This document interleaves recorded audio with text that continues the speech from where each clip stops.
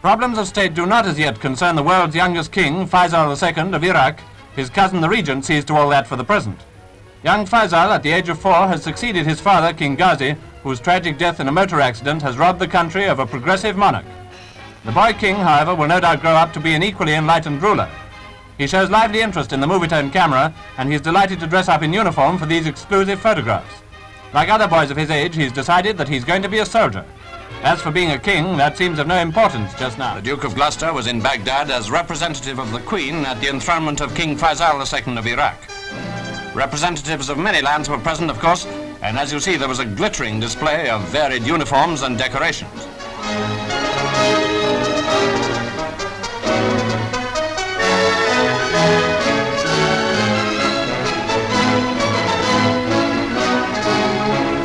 The 18-year-old king, who was educated in Britain, was accompanied by his uncle, formerly the regent, as he drove in state to the Parliament House for the inaugural ceremonies.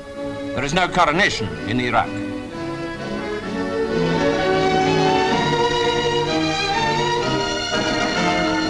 After bowing to the assembled company, the young monarch proceeded to carry out the chief part of the ceremony, the taking of an oath to obey the constitution of the country. The oath was administered by Muhammad al-Sadiya, President of the Majlis, or Parliament. After the enthronement, the departure for the royal drive.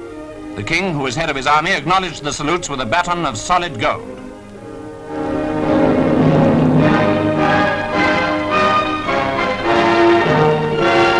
Certainly a great day in Baghdad, and the king, who succeeded his father, King Ghazi, in 1939, is the young and popular sovereign of a kingdom that was only established in 1921.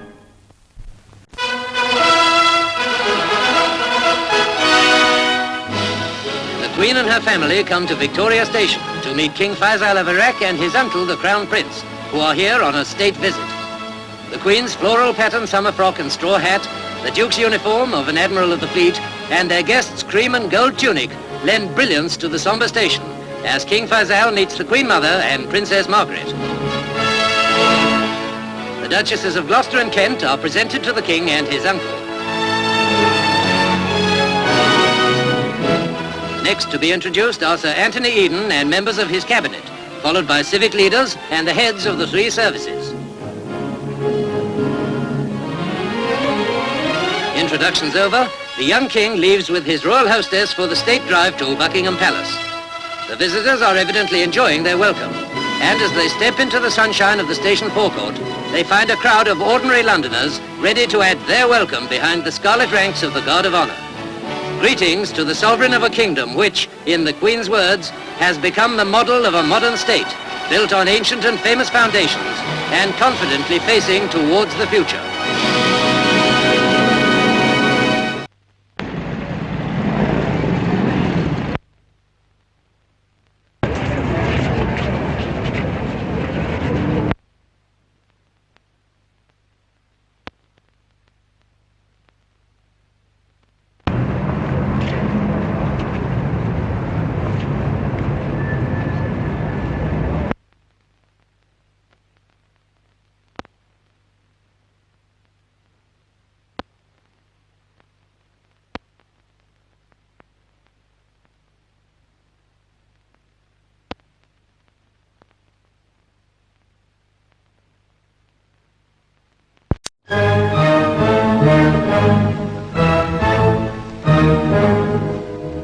To Basra and all Iraq comes news for which the people have long waited.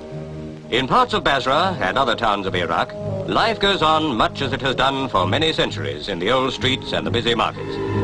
But modern Iraq is a go-ahead young country. While the old-style markets serve their purpose, Iraq lives in no pipe dream of past glories.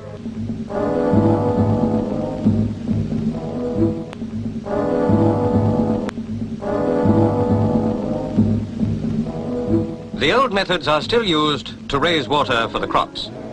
With wealth, there could be water in plenty to bring back fertility to the deserts that long ago were fruitful places. But wealth in Iraq was absent until man found oil deep below the unproductive sands.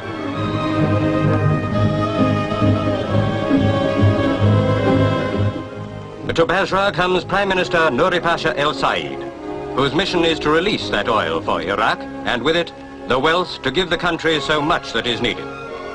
From England came Mr. Gibson, head of the Iraq and Basra petroleum companies, to join with Nuri Pasha in the dedication ceremony.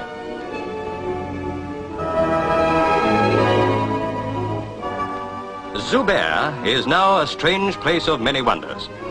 From its sandy wastes, oil will begin to flow to the markets of the world at the turn of a wheel by the Prime Minister.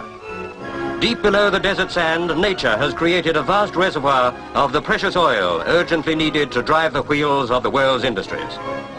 After years of exploring and research, the field was discovered by engineers of the Basra Petroleum Company, who have invested many millions of pounds to render the field productive and build pipelines to carry the oil to the sea.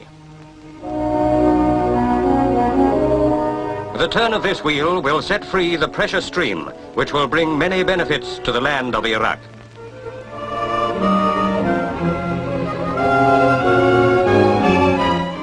Now the great moment has arrived, and the Prime Minister Nuri Pasha El Said turns the wheel, and the oil starts to flow. 12 wells have already been drilled and completed since the company first found oil in commercial quantities in 1948.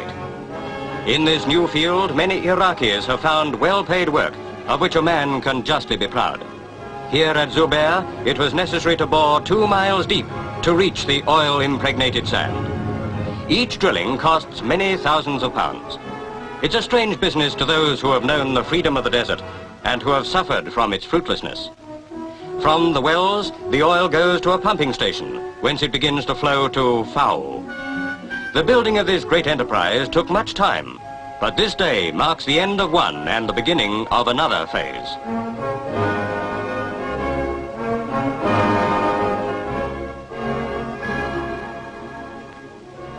With the oil now flowing, a lunch was given to celebrate the inauguration, and Mr. Gibson told the story.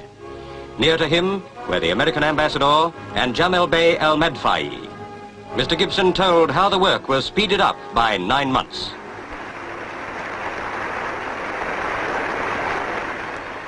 Guest of honor, Prime Minister Nuri Pasha El Said outlined his government's plans for utilizing the riches that oil will bring to the benefit of the people of Iraq.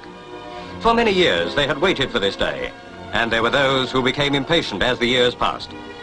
Now the waiting is over, and they look for many benefits from this great enterprise. This is how boring is done.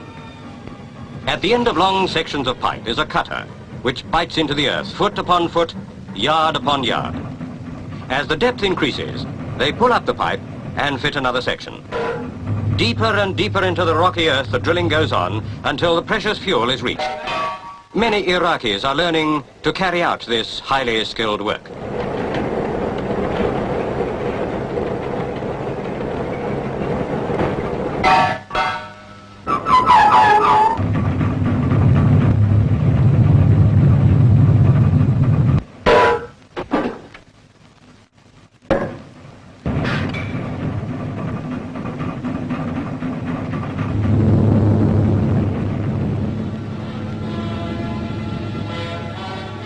From Zubair, a pipeline runs 70 miles to Fao on the Persian Gulf.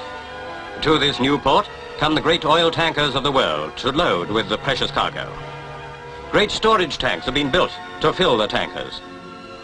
For drilling is only a part of the job done. To reap the rich oil harvest, it must be taken to the markets of the world, and the great tankers will carry it safely and swiftly.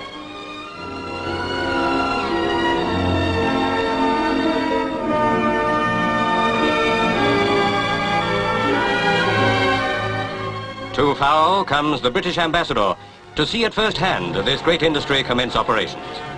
Many nations are participating in this enterprise, and they will pour wealth into Iraq, which will enable the building of hospitals and schools and the promotion of social schemes which will help the peoples of the country to a better life.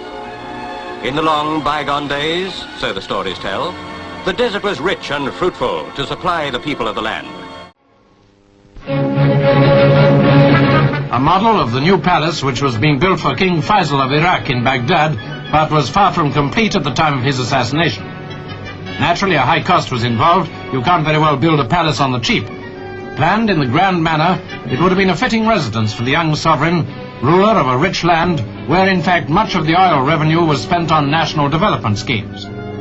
It's reported that the new Iraqi government intends to complete the work. It hasn't yet decided, however, what use it will make of the magnificent building.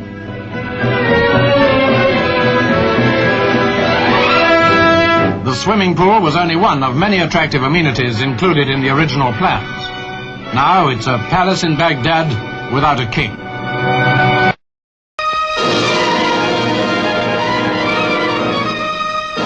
Without warning, revolution has swept away the young King Faisal of Iraq and his uncle Crown Prince Abdul Ilah. Iraq becomes #1 danger spot. Veteran Premier Nouri Es-Said is deposed, he has fled, and the Republican rebels have offered £10,000 for his arrest. The tide of Arab nationalism is again in flood. The king is reported a prisoner, the Crown Prince is dead. Only one thing is certain, the Kremlin is jubilant. Khrushchev was quick to see in Nasser the leader who could weld the Arab world into anti-Western unity. The Baghdad Pact, Middle East bulwark against Soviet expansion, looked increasingly unreliable in spite of vigorous Western encouragement. Faisal, like his cousin Hussein of Jordan, was educated at Harrow, and Britain pinned great hope on these royal fledglings. Some critics say too much hope, and declare that Britain underestimated the changing spirit of the Middle East. Faisal became king of Iraq before he became of age, and on his young shoulders fell the burden of ruling one of the keystones of Middle Eastern defense. No one can question the patriotism and intelligence of these cousins, Faisal and Hussein, seen here together, but events have moved too fast for them, and unfortunately for Western policy. Britain has given Faisal and his government wholehearted support, but the warmth of a London welcome melts no ice in Cairo or Moscow.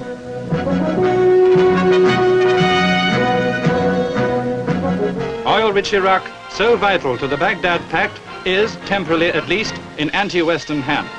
The most dangerous crisis since Nasser's star first rose in the Middle East.